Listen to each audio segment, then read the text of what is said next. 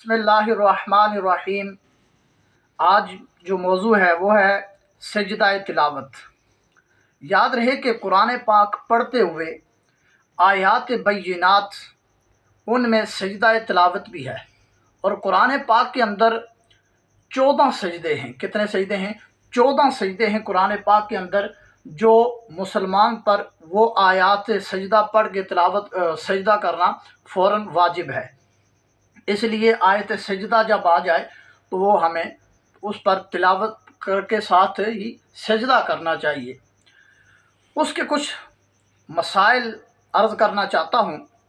हमारे महबूब करीम सल्लल्लाहु अलैहि वसल्लम का फरमान अलीशान सही मुस्लिम शरीफ किताबुल ईमान के अंदर हदीस पाक मौजूद है। इसका मफ़हूम ये है कि नबी करीम सल्लल्लाहु अलैहि वसल्लम ने इरशाद फरमाया कि जब आदमी सजदा तिलावत करता है तो फरमाया शैतान दूर हट जाता है और रो के कहता है कि हाय अफसोस।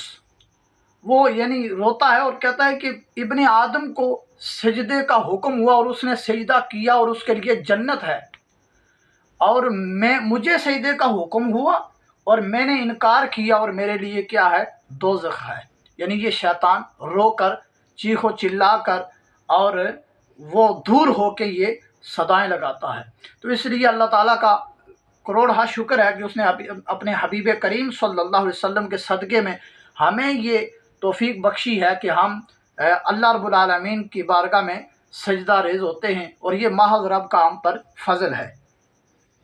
याद रहे कि सजदा तिलावत ये करना लाजमी होता है, और सजदा तिलावत इसके लिए तकबीर कानों को हाथ लगाना ज़रूरी नहीं, और ना ही ये ज़रूरी है कि ये सजदा तिलावत के बाद अत्तहियात पढ़ के सलाम फेरा जाए, बल्कि सजदा तिलावत आयत सजदा पढ़ के तो फ़ौरन क्या करे? अगर बावुज़ू है, मिसाल के तौर पे कुरान पाक ज़ुबानी बेवुज़ू पढ़ना जायज़ है। ज़ुबानी बेवुज़ू, वुज़ू ना हो तो कुरान पाक ज़ुबानी पढ़ा जा सकता है, लेकिन अगर वो बेवुज़ू पढ़ रहा था कुरान पाक को आयत सजदा उसने तिलावत की तो वो बेवुज़ू सजदा नहीं करेगा, इसलिए कि बेवुज़ू सजदा करना कुफ्र है। लिहाजा बेवुज़ू अपने रब की बारगाह में सजदा रेज़ नहीं होना। हाँ, वुज़ू करके तो जो ही टाइम मिले फ़ौरन वुज़ू करके वो सजदा तिलावत कर ले। खड़ा हो, सजदा तिलावत का क्या है कि खड़ा हो के सजदा तिलावत की नियत करके, यानी वो दिल में पक्का इरादा है तिलावत करने का, तो दिल में इरादा करके तो क्या करे? सजदा करे, और उसमें 3 बार सुब्हान रब्बियल आला वो पढ़े जो सजदे में पढ़ा जाता है, फिर उठ जाए। फिर अगर उसके ज़िम्मे कई सजदे बाकी हों तो वो फिर खड़ा हो जाए, फिर इसी तरह सजदा करे, फिर खड़ा हो जाए, फिर सजदा करे, और तकबीर कहे साथ अल्लाहु अकबर करके सजदा करे, और उसमें रुकू की भी नहीं है ज़रूरत, और ना ही अत्तहियात है, ना ही दुरूद पाक पढ़ना है, और ना ही सलाम फेरना है। बस यूँ सजदा किया तो फ़ौरन तस्बीहात पढ़ी तो बस हट के चला गया अपने काम से, जो भी करना है वो शुरू कर दिया। तो इसमें कानों तक हाथ लगाना भी, हाथ उठाना भी नहीं है। तो इसी तरह सजदा तिलावत के बारे में ये है कि सजदा तिलावत हमेशा बावुज़ू करना है, और याद रहे कि आयत सजदा सुनने से भी सजदा तिलावत वाजिब हो जाता है।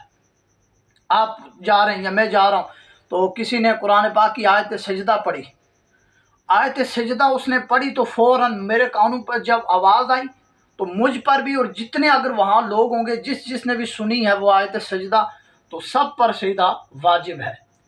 लेकिन अगर जो बावुज़ू हो तो उसे चाहिए कि वो कर ले, जिसे नहीं जो बावुज़ू नहीं है तो वो बाद में कर ले, लेकिन सजदा तिलावत लाजमी करे। अगर नमाज में आयत सजदा पढ़ ली तो फ़ौरन वहाँ भी सजदा करना वाजिब है, फ़ौरन सजदा करेगा। 3 आयात से ज़्यादा अगर देर करेगा तो गुनाहगार होगा। फतावा रिज़विया शरीफ में आला हज़रत इमाम शाह अहमद रज़ा खान कादरी रज़ी अल्लाह तआला अन्हु जैसी शख्सियात ने और मुक़्तदर उलमा ने लिखा है कि वो 3 आयात से ज़्यादा अगर सजदा करेगा तो वो क्या होगा? गुनाहगार होगा।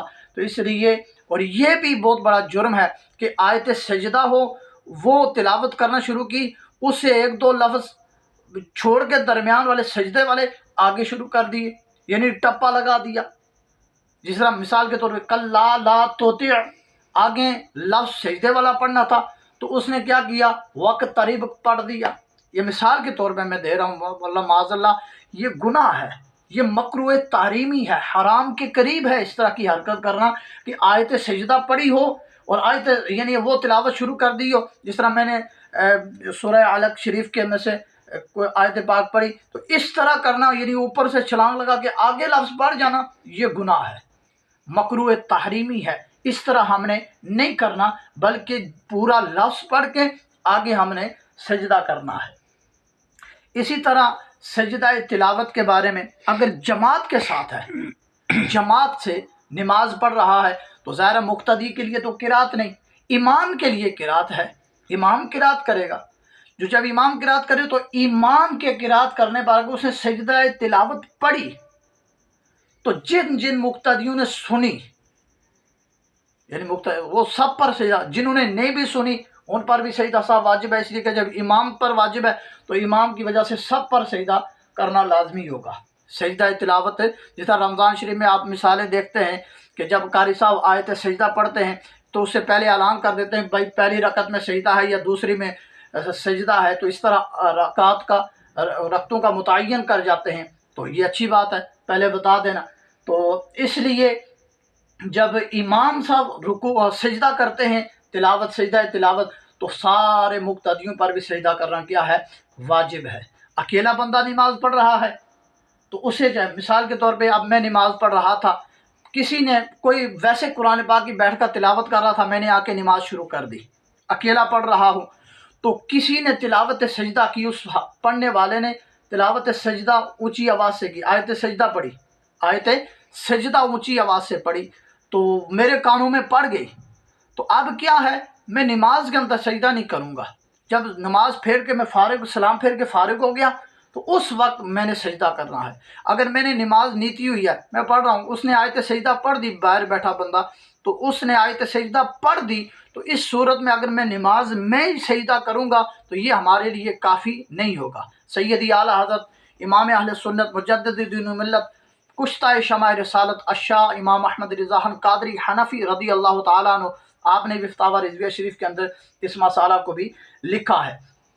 तो लिहाजा हमें चाहिए कि छोटा नाबालिग बच्चा भी, अगर उससे भी हम कोई बंदा बड़ा आकिल बालिग आदमी समझदार आदमी अगर उसको भी देखे कि वो कुरान पाक पढ़ रहा है और उसने आयत सजदा तिलावत की, तो उसकी तिलावत हमारे कानों में पड़ गई, तो हमारे लिए सजदा करना हम पर क्या है, ज़रूरी हो गया। हाँ, छोटा बच्चा जो नाबालिग बच्चा है उस पर खुद पढ़ने वाले पर, जो छोटा नाबालिग बच्चा है यानी बुलूगत तक नहीं पहुंचा, वो बालिग नहीं हुआ, तो वो मुकल्लिफ ही नहीं, शरीयत की हुदूद उस पर नहीं लगेंगी, इसलिए कि वो बालिग नहीं। तो ये अहकाम बालिग के लिए हैं और आकिल बालिग और मर्द औरत सबके लिए हैं।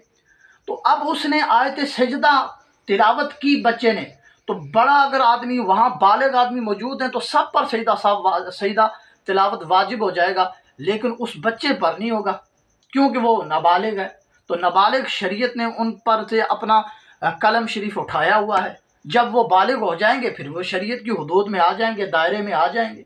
तो इसी तरह ये मुख्तसर मसाइल हैं सजदा तिलावत के। सजदा तिलावत ज़रूरी है इसलिए कि ये सजदा इब्लीस खुद मानता है कि हमारे महबूब अलैहिस्सलाम ने फरमाया कि वो कहता है कि हाय अफसोस, यानी अपने आप पर अफसोस करता है, मलामत करता है कि मुझे हुक्म हुआ मैंने नहीं किया, इब्ने आदम ने किया, इन पर हुक्म हुआ सजदा करो, ये करते हैं, तो शैतान रोता है। तो इसलिए शैतान को खूब रुलाया करें, उसको इस तरह यानी कि रगड़ें खूब सजदे कर करके, तो अल्लाह ताला हम सब को हिदायत नसीब फरमाए। ये सजदा तिलावत के अहकाम है, इंशाअल्लाह इसमें कसीर तादाद में इसके अहकाम मौजूद हैं, फिर किसी मौका पर इंशाअल्लाह इसके हवाले से बयान किया जाएगा कि सजदा तिलावत जो है ये बहुत ज़रूरी है हमारे लिए। कुरान पाक के अंदर 14 जगहों पे सजदा मौजूद है, तो इसलिए बावुज़ू पढ़ना है। जब भी सजदा तिलावत करें बावुज़ू, कोई भी सजदा करें, सजदा शुक्राना करें फिर भी बावुज़ू, अलगज़ बेवुज़ू रब की बारगाह में सजदा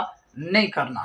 इसी तरह किसी जगह आपने सुना, मैंने सुना कि कोई आयत सजदा पढ़ रहा है, तो अब سجدہ تلاوت ہم پر بھی ضروری ہے، اس لیے سننے والوں پر سب پر ضروری ہے، مرد عورت بچے جو بالغ ہیں ان پر ضروری ہے کہ وہ سجدہ کریں۔ تو اس طرح اللہ تعالی ہم سب کو مزید اس کے احکام سیکھنے اور سکھانے کی توفیق عطا فرمائے۔ وآخر دعوایا ان الحمد للہ رب العالمین۔